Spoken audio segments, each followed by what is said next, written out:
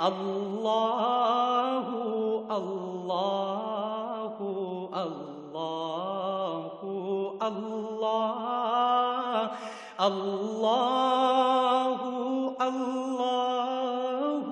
اللہ اللہ الحمدللہ رب العالمین والصلاة والسلام علی حبیبہ محمد وآلہ وصحبہ اجمعین۔ اعوذ باللہ من الشیطان الرجیم، بسم اللہ الرحمن الرحیم۔ علماء دیوبند کے کچھ اکابرین کے نام بیان فرمائیں کہ جن حضرات نے صوفیاء کی بیعت کی اور تزکیہ اقوام کیا جس سے ہمیں دعوت کے کام میں آسانی ہو۔ میرے بھائی کوئی ایک ہو تو بیان کروں۔ دور حاضر کے علماء کی تو مجھے خبر نہیں ہے، تو متقدمین میں تو جتنے حضرات گزرے ہیں ان کی تو تصنیفات سے لائبریریاں بھری پڑی ہیں اس موضوع پر، تو آپ وہ کتابیں لیں اور دیکھیں۔ اس موضوع پہ بے شمار تصنیفات ہیں علماء دیوبند کی جنہوں نے یہ کام کیا، اور متقدمین تو سارے ہی کرتے تھے، مولانا نانوتوی رحمۃ اللہ علیہ سے لے کر مولانا تھانوی تک سارے ہی کرتے تھے، حضرت مہاجر مکی، حضرت مہاجر مدنی، سب کا یہی کام تھا۔ تو آپ ان کی کتب دیکھیں، اس میں طریقے ذکر، مراقبات کے طریقے اور مختلف ساری بحثیں موجود ہیں، لطائف ان کے نام، تو ساری چیزیں ملتی ہیں۔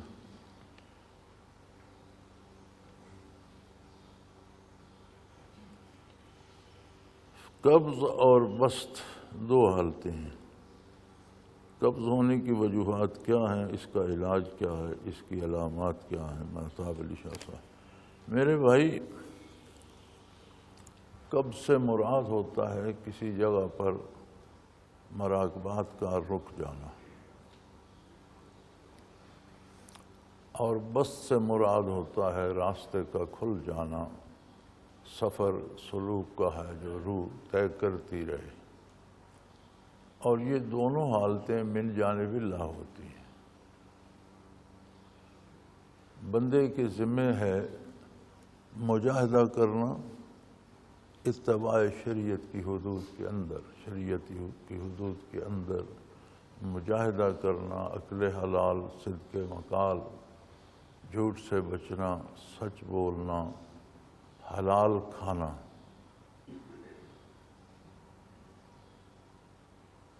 اور قرآن کریم نے بڑا سادہ سا اس کا علاج بتایا ہے، کلوا من الطیبات واعملوا صالحا۔ اب حلال کے آگے بھی ایک شرط لگا دی کہ وہ پاک بھی ہو۔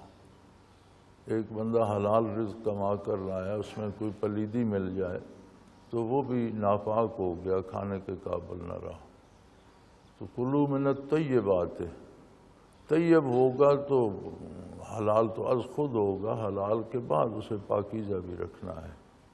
وَاعْمَلُوا صالحات، اعمال نیک کرو، اچھے اعمال کرو۔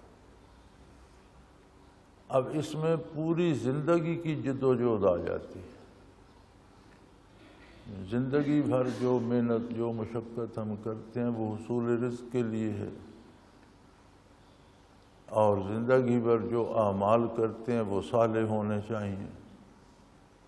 مادی مشقت، ملازمت، تجارت، کاروبار، مزدوری، سارا جو کچھ ہم کرتے ہیں حصول رزق کے لیے، تو رزق حلال ہونا چاہیے۔ رزق حلال تب ہی ہوگا جب حلال وسائل سے اور جائز طریقے سے حاصل کیا جائے گا۔ آگے دو لفظ بڑھا دیے، وَاعْمَلُوا الصَّالِحَاتِ، اعمال نیک کرو۔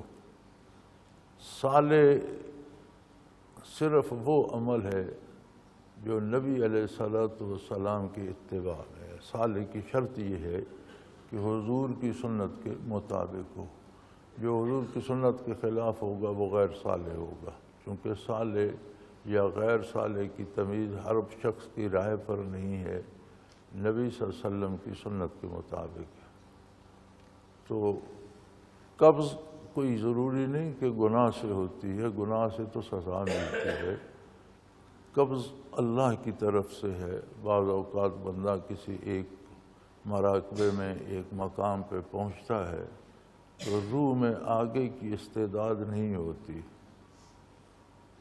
تو وہ آگے سفر نہیں کرتی، اسے قبض کہتے ہیں، ترقی رک جاتی ہے۔ لیکن وہ عارضی ہوتی ہے، وقتی ہوتی ہے، جب اللہ کریم چاہتا ہے 10 دن بعد، مہینے بعد، 2 مہینے، سال بعد، اس میں جب استعداد پیدا ہو جاتی ہے تو اللہ کریم اسے آگے چلا دیتے ہیں۔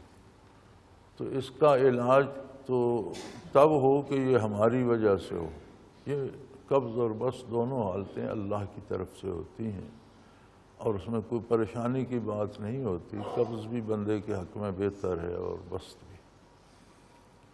اس بات سے پریشان نہیں ہونا چاہیے، ہاں اپنا محاسبہ ہر وقت کرتے رہنا چاہیے، اللہ کریم سے ہر وقت معافی کا طلبگار رہنا چاہیے۔ بعض اوقات ہم کام درست کرتے ہیں، ارادے میں نقص ہوتا ہے، بعض اوقات خلوص میں کمی آ جاتی ہے، انسان ہے، خطائیں ہو جاتی ہیں، تو ہمہ وقت استغفار اور درود شریف اور اللہ سے مغفرت اور معافی کی طلب جو ہے وہ جاری رہنی چاہیے۔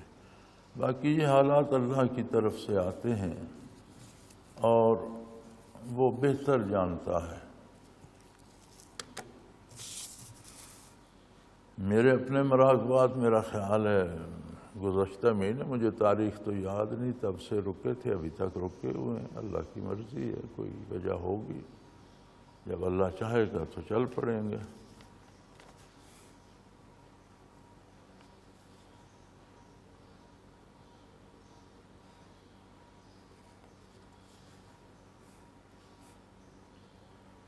یار بڑے سادے سادے لوگ ہو تم۔ یہ کہا جاتا ہے نبی آخر زمان صلی اللہ علیہ وسلم، ہاں خواب میں حضور نبی کریم کی زیارت کس طرح ہو سکتی ہے؟ اس طرح ہو سکتی ہے کہ جب اللہ چاہے کرا دے۔ نبی کریم صلی اللہ علیہ وسلم کی زیارت جب اللہ چاہے کرا دے، اور جب وہ چاہتا ہے تو بیداری میں بھی ہو جاتی ہے۔ لہذا اللہ کی اطاعت کرو اور اللہ سے دعا کرو، اور کوئی طریقہ نہیں ہے۔ بزرگوں نے وظائف لکھے ہیں، لیکن میں سمجھتا ہوں کہ کوئی ان کی خاص حیثیت نہیں ہے۔ جب اللہ کریم نے ایک راستہ کھولا ہے کہ بیداری میں ہو سکتی ہے، تو پھر خواب کی کیا ضرورت ہے؟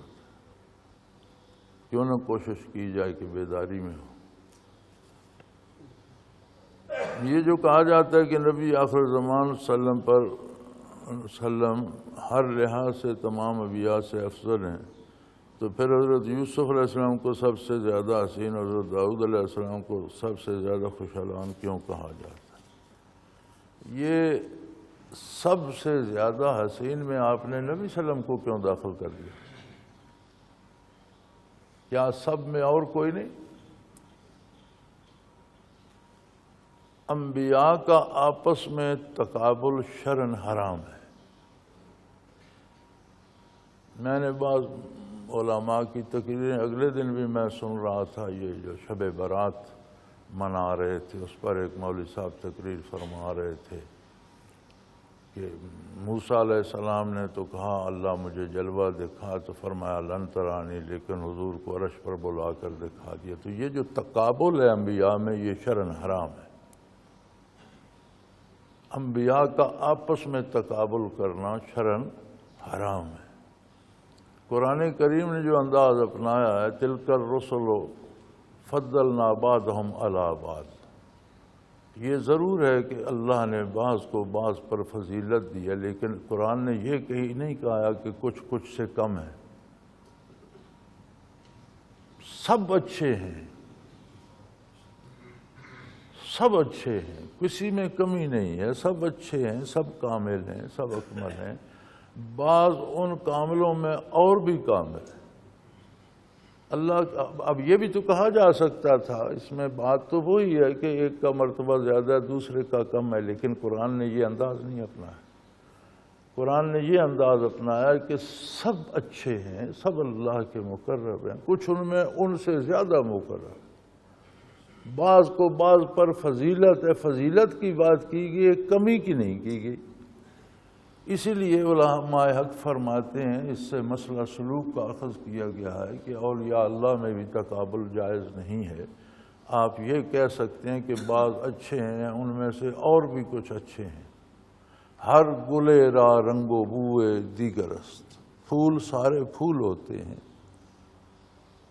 ہر پھول کا رنگ اپنا ہے، ہر کی خوشبو اپنی ہے، پھول تو سارے پھول ہیں۔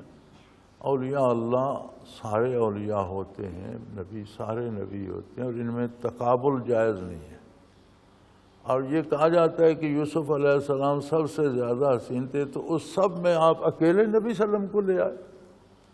تو سب تو بڑی دنیا بھری پڑی ہے، نبی کریم صلی اللہ علیہ وسلم سے مقابلہ جائز نہیں ہے، آپ کا اپنا مقام۔ اور یہی اس کا بھی جواب ہے، داؤد علیہ السلام سب سے زیادہ خوش الحان ہیں، تو سب سے زیادہ خوش الحان ہیں، لیکن اس سب میں آپ نبی صلی اللہ علیہ وسلم کو کیوں داخل کر رہے ہیں؟ سب کے لیے تو آدم علیہ السلام سے لے کر قیامت تک مخلوق پڑی ہے، لہذا انبیاء کا تقابل آپس میں نہیں کیا جائے گا۔ جہاں تک حضور کی ذات والا صفات ہے، یہ طے شدہ امر ہے کہ ساری مخلوق میں اللہ نے جو پیدا کی، سب مخلوق میں افضل ترین، خوبصورت ترین، خوش الحان ترین، ہر خوبی میں سب سے زیادہ، سب سے آگے محمد الرسول اللہ ہے۔ لہذا آپ کے ساتھ تقابل جائز نہیں ہے، اور انبیاء کا آپس میں تقابل جائز نہیں۔ اب یہ کہا جائے سب سے زیادہ خوبصورت ہے، تو آپ کسی نبی کو بدصورت کہیں گے تو ایمان جاتا رہے گا۔ یہ کہا جاتا ہے داؤد علیہ السلام خوش الحان ہیں سب سے زیادہ، لیکن اس میں آپ کسی نبی کو کہیں گے کہ ان کی تو آواز اچھی نہیں تھی، ان کی زیادہ اچھی ہے، تو اچھی نہیں تھی کہنا آپ کو ایمان سے باہر لے جائے۔ انبیاء میں تقابل جائز نہیں ہے، سب اچھے ہیں، سب خوبصورت ہیں، سب اللہ کے مقرب ہیں، بعض کو بعض پر فضیلت ہے، بعض اور بھی اچھے ہیں۔ تو ان چیزوں میں احتیاط کی جانی چاہیے اور ان باتوں کو سمجھنا چاہیے۔ اور جب یہ کہا جائے سب سے اچھے ہیں، تو بڑی کائنات پڑی ہے اللہ کی، انبیاء کے علاوہ بڑی مخلوق ہے، آپ انبیاء میں تقابل نہ کریں، باقی مخلوق میں کریں۔ بخل اور کفایت شعاری کی الگ الگ وضاحت کیجیے۔ الگ الگ کیوں کروں بھائی، میں کو فارغ بیٹھا۔ سادہ سی بات ہے، بخل یہ ہے کہ جہاں ضرورت ہے وہاں آپ خرچ نہ کریں، یہ بخل ہے، کنجوسی ہے۔ ایک جائز ضرورت ہے، آپ کے پاس وسائل ہیں، آپ اس ضرورت کو رگیدتے رہیں اور پیسے بچاتے رہیں، خرچ نہ کریں، تو یہ بخل ہے۔ جہاں نہیں ضرورت وہاں خرچ کریں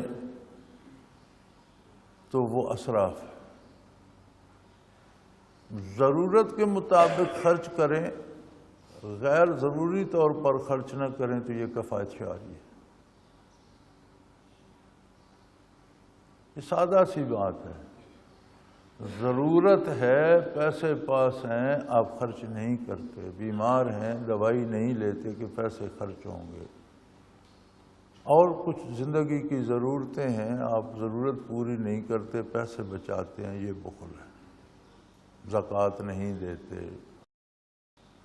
اللہ کی راہ پہ بھی خرچ نہیں کرتے، اپنے لیے بھی خرچ نہیں کرتے، یہ بخل ہے۔ یعنی ضرورت پر خرچ نہ کرنا بخل ہے، غیر ضروری طور پر خرچ کرنا اسراف ہے، ضرورت کے مطابق خرچ کرنا کفایت شعاری۔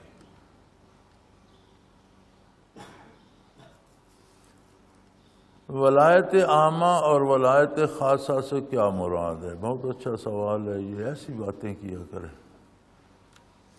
ولایت عامہ وہ ہے جو ہر بندے مومن کو حاصل ہے، اور اس پہ قرآن کی شہادت موجود ہے، اللہ ولی الذین آمنوا، ہر بندے مومن کا اللہ ولی ہے۔ ہم کہتے ہیں یہ ولی اللہ ہے، اور یہ ہماری رائے ہوتی ہے، اس پر ہمارے پاس کوئی رسید نہیں ہے کہ شخص ولی ہے یا نہیں۔ بندے مومن کو اللہ کہتا ہے میں اس کا ولی ہوں، یعنی دوستی اللہ کی طرف سے ہے۔ ہم جب کسی کو ولایت کہتے ہیں دوستی کو، اچھے تعلق کو، محبت کے رشتے کو۔ ہم جب ولی اللہ کہتے ہیں تو ہمارا یہ خیال ہوتا ہے، گمان ہوتا ہے، ہمارا اپنا فیصلہ ہوتا ہے کہ اس شخص کا کردار ایسا ہے کہ یہ اللہ کا دوست ہے۔ ولایت عامہ میں اللہ فرماتا ہے میں ہر مومن کا دوست ہوں۔ بندے کا دوست ہونا اور بات ہے، اللہ کا دوست ہونا اور بات۔ اب جو لوگ اس ولایت عامہ کی لاج رکھتے ہیں کہ اللہ نے مجھے اپنا دوست کہا ہے میں اللہ کی اطاعت کروں، ان کے لیے اللہ ولایت خاصہ کے راستے بھی کھول دے۔ والذین جاہدوا فینا لنہدینہم سبلنا، جو لوگ میرے لیے مجاہدہ اور محنت کرتے ہیں ہماری ذات فینا، ہماری ذات میں ہمیں پانے کے لیے، میرے قرب کے لیے، میں ان کی راہیں کھول دیتا ہوں۔ وہاں مفسرین کرام فرماتے ہیں کہ اللہ کریم اس بندے کو ایسے لوگوں سے ملا دیتا ہے جو اسے اللہ کے راستے پہ چلاتے ہیں، جو اسے سلوک سکھاتے ہیں، جو اسے قرب الہی کے راستے پہ لے کر چل۔ والذین جاہدوا فینا لنہدینہم سبلنا، ہم نے اسے اپنے راستے دکھا۔ اپنے راستے کیا ہیں؟ یہی سلوک و طریق کے راستے جن میں سارا عمل شریعت پر کرنے کے بعد پھر مجاہدہ ہے، ذکر اذکار کا، نوافل کا، شب بیداری کا، تلاوت کا مجاہدہ، سب کچھ درست کرنے کے بعد پھر مجاہدہ ہے۔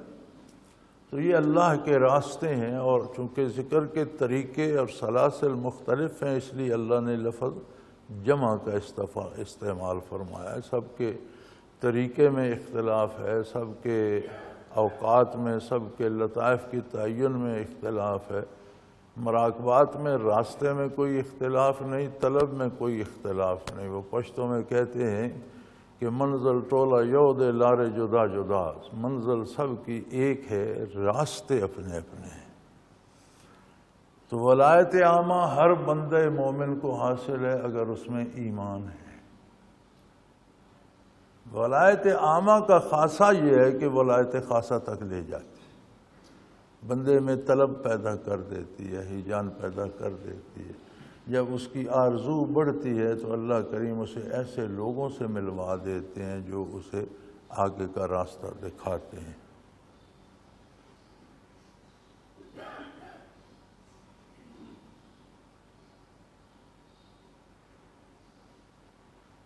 یار اچھی باتیں بھی کرتے ہو، جھک بھی مارتے ہو۔ بعض باتیں اچھی کر جاتے ہو، بعض جھک مار جاتے ہو۔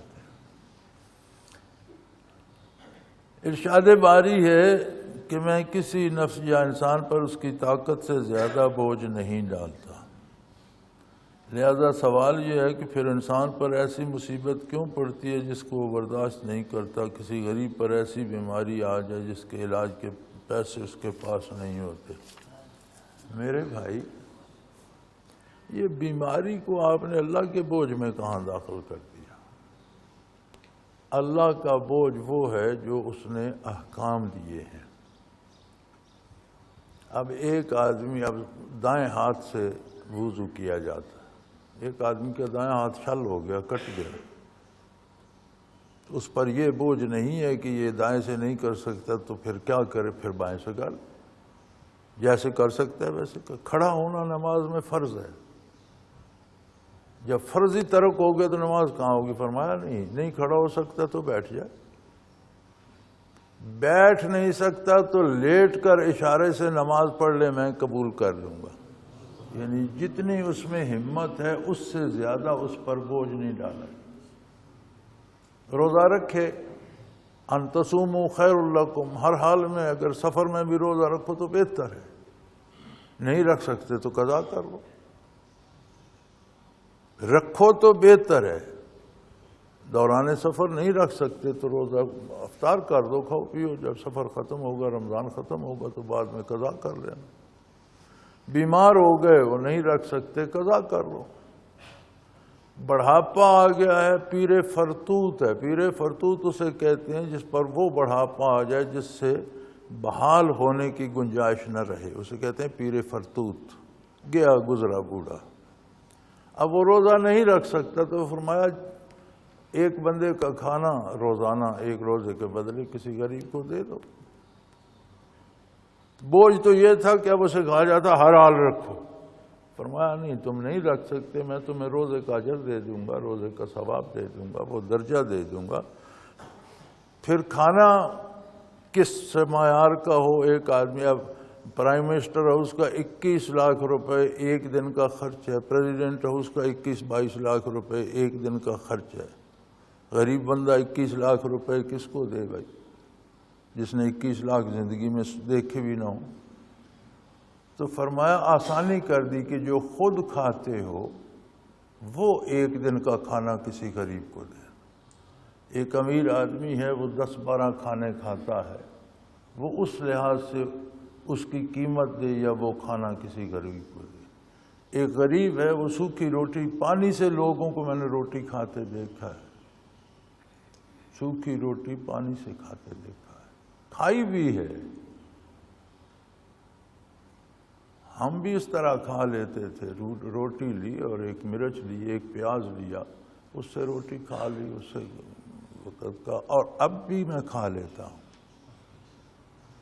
الحمدللہ۔ اب بھی ایسی کتنے اوقات گزرتے ہیں کہ صرف پیاز سے روٹی کھا لیتا ہوں، ایک ہری مرچ سے کھا لیتا ہوں، ایک گلاس لسی سے روٹی کھا لیتا ہوں۔ تو جو جس کی اپنی روزانہ کی غذا ہے، اگر مجھے فدیہ دینا ہے تو میں وہ لسی والا نہیں دوں گا، جو میری حیثیت ہے اس کے مطابق دوں گا۔ اگر وہ میں کھاتا ہوں تو میری مرضی، لیکن اللہ کی نعمتیں تو میرے پاس ہیں، تو جو میرا روزانہ کا معیار ہے اس کے مطابق ایک دن کا خرچ ایک روزے کے بدلے دوں گا۔ تو یہ کسی انسان پر اس کی ہمت سے زیادہ بوجھ نہیں ڈالا جاتا، سے مراد یہ ہے کہ جس کام کے کرنے کی اس میں ہمت نہیں ہے وہ اس کا مکلف نہیں ہے، اس کا بیماری صحت سے کوئی تعلق نہیں، وہ الگ نظام ہے۔ اکثر بیماریاں اللہ کی طرف سے لگائی نہیں جاتی، ہم خریدتے ہیں۔ اکثر مصیبتیں ہم خریدتے ہیں۔ آپ کسی مصیبت کا، کسی بیماری کا تجزیہ کریں تو طبیب اور ڈاکٹر بھی آپ کو بتا دے گا کہ یہ بیماری آپ کی اس بد پرہیزی سے ہوئی ہے۔ یعنی ہمارا جو کردار ہے، ایک تو اس کے باطنی اثرات ہیں، ایک اس کے ظاہری اثرات بھی ہیں۔ ایک شخص مزاج کے خلاف کوئی چیز کھا لے گا تو بیمار تو ہوگا۔ ہماری یہ عادت ہے کہ ہم اپنا ذمہ نہیں لیتے، جہاں نقصان ہوتا ہے وہ اللہ کے ذمہ لگا دیتے ہیں۔ کوئی بات بن جائے تو پھر کہتے ہیں یہ میری دانش مندی سے ہوا ہے۔ جہاں بگڑ جائے، بات بن جائے تو شان یہ تدبیر کی ہے، اور بگڑ جائے خطا کاتب تقدیر کی ہے۔ تو آپ ان بیماریوں کو اس میں خلط ملط نہ کریں جو اللہ نے فرمایا کہ کسی انسان پر اس کی ہمت سے زیادہ بوجھ نہیں ڈالا جاتا۔ تو اس بوجھ سے مراد ہے احکام شریعت۔ جو کام جو بندہ نہیں، اب سب سے بڑا رکن تو نماز ہے نا، اور نماز کا بڑا رکن ہے کھڑے ہو کر پڑھنا، فرض ہے۔ رکوع فرض ہے، رکوع کے بعد قیام فرض ہے۔ رکوع سے سجدے میں چلے جانے سے ایک رکن فوت ہو جاتا ہے قیام کا۔ رکوع کے بعد اس طرح کھڑے ہوں کہ کمر کی یا پشت کی ہڈیاں اپنی اپنی جگہ آ جائیں، پھر سجدے میں جائیں۔ سجدے کے بعد پھر اٹھ کر بیٹھیں، جلسہ بھی فرض ہے کہ جلسے میں سجدے سے اٹھ کر اتنا بیٹھیں کہ ہڈیاں اپنی جگہ پر آ جائیں، پھر دوسرے سجدے میں جائیں۔ بلکہ ارشادات نبوی میں ہے کہ مرغ کی طرح ٹھونگے نہ ماریں۔ لیکن بیمار کے لیے یہ سارے فرائض ساقط ہو جاتے ہیں، نہ وہ کھڑا ہوتا ہے، نہ رکوع کرتا ہے، نہ سجدے، وہیں بیٹھے بیٹھے تھوڑا سا سر جھکایا رکوع کر لے، وہیں بیٹھے بیٹھے ذرا زیادہ جھکایا سجدہ ہو گیا۔ فرمایا میں وہ قبول کر لیتا ہوں، مجھے پتہ ہے میں اس میں وہ استعداد نہیں ہے کہ کرے۔ تو جو استعداد بندے میں نہیں ہوتی اس کا بوجھ نہیں ڈالا جاتا. روزہ نہیں رکھ سکتا تو مجبوری نہیں ہے، فدیہ دینے کا راستہ موجود ہے. اسی طرح مسافر کے لیے رعایتیں موجود ہیں، اسی طرح معذور کے لیے رعایتیں موجود ہیں. اب پاؤں کا دھونا فرض ہے، ایک شخص کے پاؤں کٹ ہی جائیں تو وہ فرض کہاں پورا کرے گا؟ خدا نخواستہ ایک شخص کے دونوں پاؤں کٹ گئے تو وہ فرض کہاں پورا کرے گا؟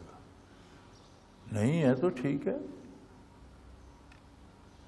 تو اس سے آپ ان کو خلط ملط کر دیتے ہیں، جس طرح آپ نے وہ پہلے سوال میں انبیاء کو غیر انبیاء سے خلط ملط کر دیا یا انبیاء کا آپس میں مقابلہ جوڑ دیا. یہاں آپ نے یہ خلط ملط کر دیا. اس کو سمجھ لیں، اللہ کی طرف سے وہ ذمہ داریاں بوجھ ہیں جو اللہ کی طرف سے ہم پر فرض ہیں، اور وہ اتنی ہی فرض ہیں جتنی بندے میں ہمت ہے. جس کام کی ہمت نہیں اس کے لیے بھی ارادہ کر لے، کر نہ سکے، اللہ اسے اجر عطا فرما دے. تو پھر یہ بیماریاں جو ہیں یہ تو ہماری اپنی، ہم مارکیٹ سے خریدتے ہیں بھائی. مصیبتیں جنہیں ہم کہتے ہیں، ہمیں یہ بھی تمیز نہیں ہوتی کہ یہ مصیبت ہے یا راحت ہے. ہم مصیبتیں ان باتوں کو کہتے ہیں جو ہماری پسند کے خلاف ہو. خواہ کوئی بات ہو جو ہماری پسند کے خلاف ہو، ہم سمجھتے ہیں یہ مصیبت ہے. بھئی ہم کیا، ہماری پسند کیا، پتہ نہیں اس مصیبت میں راحت ہوگی. عند اللہ اس کا کیا اجر مل رہا ہے، اللہ کریم کو اس سے کیا منظور ہے. تو جب ہم اللہ کی پسند پہ نہیں رہتے، نبی صلی اللہ علیہ وسلم کی پسند پہ نہیں رہتے، اپنی پسند کو آگے رکھتے ہیں، تو اس کے نتیجے میں مصیبتیں، بیماریاں، تکلیفیں آتی ہیں. احتیاط کریں تو اللہ بچا لیتا ہے. نیک لوگوں پہ بھی آتی ہیں لیکن وہ ان کے لیے ترقی درجات کا سبب بن جائے. ماں و شما پہ بھی آتی ہیں لیکن وہ تلافی معافات ہو جاتی ہیں. جو گناہ کیے ہم نے وہ جھڑ جاتے ہیں، جو خطائیں کی وہ معاف ہو جاتی ہیں. تو جس مصیبت کے بدلے گناہ معاف ہو جائے وہ مصیبت تو نہ رہی. انجام کے اعتبار سے میدان حشر میں تو ہم اللہ کا شکر ادا کریں گے کہ یا اللہ شکر ہے تو نے وہ بیماری بھیجی تھی، میرے اتنے گناہ معاف فرمائے، آج مجھے بڑی شرمندگی ہوتی. تو حقیقت میں وہ مصیبتیں تو مصیبت نہیں ہیں جو راحت کا سبب بنتی ہیں. ہاں، جو مصیبتیں از قسم عقوبات ہوتی ہیں، یعنی بطور سزا ہوتی ہیں، وہ پہلی بات تو یہ ہے کہ وہ غیر مسلم کا حصہ ہے، غیر مومن کا حصہ ہے کہ اس میں ایمان نہیں ہوتا. وہ راحت اور تکلیف کو اللہ کی طرف سے نہیں سمجھتا، بڑا تڑپتا ہے، بڑا پریشان ہوتا ہے. مومن جو راحت اور تکلیف کو اللہ کی سمجھتے ہیں، اس کا دل مطمئن رہتا ہے. تکلیف جسم پہ وارد ہوتی ہے، دل مطمئن ہوتا ہے. یہ تلافی معافات ہے. اور بعض اللہ کے مقرب بندوں پہ آتی ہیں، اس سے ان کے درجات بڑھتے ہیں تو وہ ترقی درجات کا سبب بنتی ہیں. غیر مومن پہ جو آتی ہیں وہ از قسم عقوبات ہوتی ہیں اور وہ ہر حال میں سزا ہی ہوتی ہیں، دکھ دیتی ہیں، دل جلتا ہے، دماغ پریشان ہوتا ہے، بدن تڑپتا ہے. تو ہمیں خود کو، اگر ہم ولی اللہ نہیں بن سکتے تو ضروری نہیں ہے، لیکن مومن تو بن کے دکھائیں کہ ہماری تکالیف ترقی درجات کا سبب نہ بنے تو تلافی معافات کا سبب تو بن جائے. حضور اکرم صلی اللہ علیہ وسلم نے فرمایا کہ مومن کے پاؤں میں کہیں کانٹا لگ جائے. اب پاؤں میں کانٹا کوئی جان کے تو نہیں چھپوتا، کہیں نیچے آ گیا، لگ گیا اتفاقاً، تو کتنے گناہ اس کے بدلے اللہ معاف فرما دے. اب کانٹے کی تکلیف اپنی جگہ، لیکن جو گناہ معاف ہوئے جب ان پر تکلیف ہوتی تو وہ کتنی ہوتی. تو یہ ہوتا ہے تلافی معافات. راستے میں پڑا ہوا ایک پتھر کسی نے ہٹا دیا، لوگ ٹھوکر سے بچ کے، اس کے کتنے گناہ معاف ہو گئے. اس نے کون سا پہاڑ توڑا. تو ہر تکلیف ایک سی نہیں ہوتی. حدیث شریف میں ہے کہ شہداء سے میدان حشر میں پوچھا جائے گا کہ تم لوگوں نے میری راہ میں جانیں قربان کی، تمہارے بدنوں کے پرخچے اڑ گئے، کہو تم کیا چاہتے ہو، مانگو کیا چاہتے ہو؟ تو وہ عرض کریں گے بارے الہ ہمیں دنیا میں بھیج، کافروں سے مقابلہ آئے، پھر ہمارے سینے چھلنی ہو، پھر ہماری گردنیں کٹیں۔ جو مزہ گردن کٹانے میں یا سینہ چھلنی کرانے میں آیا تھا، ایک دفعہ پھر وہ مزہ ہم دیں گے۔ اب بظاہر تو یہ بڑی تکلیف ہے، اس سے بڑی تکلیف کیا ہوگی؟ لیکن شہید ہونے والے کو اس میں اتنا مزہ آ رہا ہے کہ وہ یوم حشر عرض کرے گا ایک دفعہ مامور عالم کو پھر بسا دے، ہمیں وہاں بھیج، ہم باطل کے مقابلے میں ایک دفعہ پھر زیر خنجر آئیں۔ تو ارشاد ہوگا کہ وہ معاملہ تو ختم ہو چکا، اب یہاں کی چیزیں جو چاہتے ہو وہ لے لو جاؤ، اب یہاں کی نعمتیں حاصل کرو، وہ لذت تو ایک ہی بار تھی، وہ تم نے چکھ لی۔ اب بظاہر تو قتل ہونا کتنا تکلیف دہ ہے، لیکن شہید کو قتل ہونے میں وہ مزہ آ رہا ہے کہ وہ وہاں پھر مانگ رہا ہے۔ تو صورتاً تکلیف ہونا نتیجے کے اعتبار سے بہتر ہونا وہ تکلیف نہیں ہے، صورتاً بھی اور نتیجتاً بھی دکھ ہونا یہ دکھ ہے، اور یہ دکھ بندے مومن کے لیے نہیں ہے، یہ صرف کافر کے لیے۔ اب ہم اپنے ایمان کمزور کر لیں یا اپنے ایمان چھوڑ دیں تو وہ الگ بات ہے، ہم ایمان پر قائم رہیں تو کانٹا بھی پاؤں میں چبھے تو وہ تلافی معافات ہے، گناہ بخشوانے کا سبب بنتا ہے، مال کا نقصان ہوتا ہے، اولاد فوت ہو جاتی ہے۔ تو نبی صلی اللہ علیہ وسلم نے فرمایا یہ جو مومنوں کے معصوم بچے فوت ہو جاتے ہیں، اگر یہ حشر کو گناہگار بھی ہوئے، ایمان لے گئے، گناہگار بھی ہوئے، تو بچے شور کریں گے کہ اللہ میں نے بابا کو چھوڑ کر نہیں جانا، میں ماں کے بغیر نہیں جاؤں گا۔ تو اللہ کریم ان کو بھی معاف کر دے کہ ساتھ لے جاؤ۔ اب بظاہر معصوم بچے کا گود میں دم توڑنا کتنا تکلیف دہ ہے، لیکن بندے مومن کے لیے اس کا نتیجہ کتنا خوبصورت ہے کہ اس کے گناہ ہوں گے، اس کی بیوی کے گناہ ہوں گے، ممکن ہے انہیں سزا کے لیے جہنم بھیج دیا جائے، تو بچے شور کریں گے، بچوں کو ارشاد ہوگا جاؤ جنت میں، کہیں گے نہیں میں ماما بابا کے بغیر نہیں جاؤں گا، اماں کو ساتھ لے کے جاؤں گا، بابا کو ساتھ لے کے جاؤں گا۔ فرمایا ارشاد ہو اچھا لے جاؤ، ان کے بھی گناہ معاف۔ اب بظاہر صورتاً یہ کتنی تکلیف ہے، نتیجتاً کتنی اچھی ہے۔ تم بندے مومن پہ جو دکھ آتا ہے وہ صورتاً تکلیف ہوتی ہے، نتیجے کے اعتبار سے مزیدار بات ہوتی ہے، اس لیے اس کے جسم کو تکلیف ہوتی ہے، دماغ کو ہوتی ہے، دل پریشان نہیں ہوتا۔ ہاں ایمان میں کمی آ جائے تو وہ الگ بات ہے، اور آج کے دور کا کمال یہ ہے کہ یہ ایمان پہ ڈاکے ڈال رہا ہے۔ یہ جو گلوبل ویلیج بن گیا ہے نا، اس میں اچھائی کو پھیلانے والے تھوڑے ہیں اور پورے گلوبل ویلیج میں برائیاں پھیلانے والے بہت زیادہ ہیں اور برائیاں سکھانے والے بہت زیادہ ہیں۔ ہر موبائل فون برائیاں سکھا رہا ہے، ہر کمپیوٹر برائیاں سکھا رہا ہے، ہر ٹیلی ویژن برائیاں سکھا رہا ہے، اللہ ماشاء اللہ کوئی اللہ کے بندے اسے نیکی کے طور پر استعمال کریں اور نیکی کی اشاعت بھی کریں، وہ بہت کم ہے۔ تو یہ مشکل وقت آ گیا ہے، مشکل ترین دور آ گیا ہے۔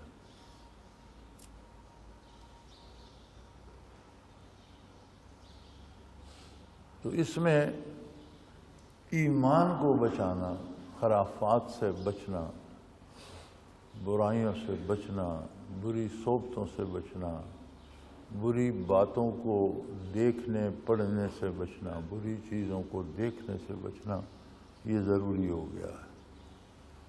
اور یہ ضروری ہے کہ اللہ ہماری اولاد یہ ہمارے بچوں کو بھی ان بری چیزوں سے بچائے۔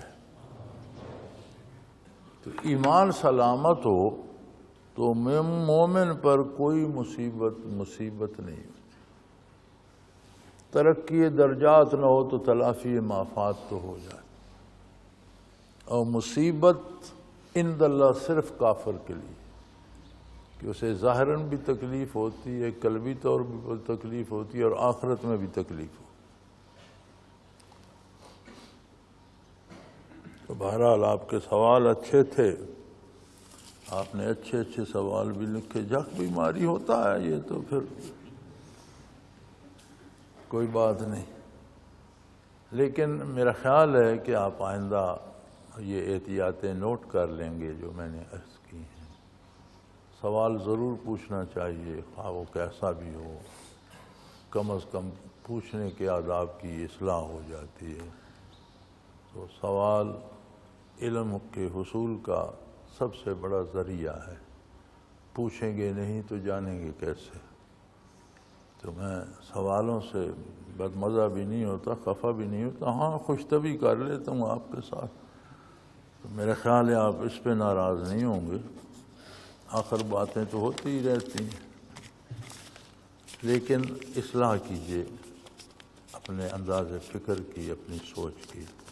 اللہ کریم آپ کے درجات بلند فرمائے۔ وآخر دعوانا ان الحمدللہ رب العالمین۔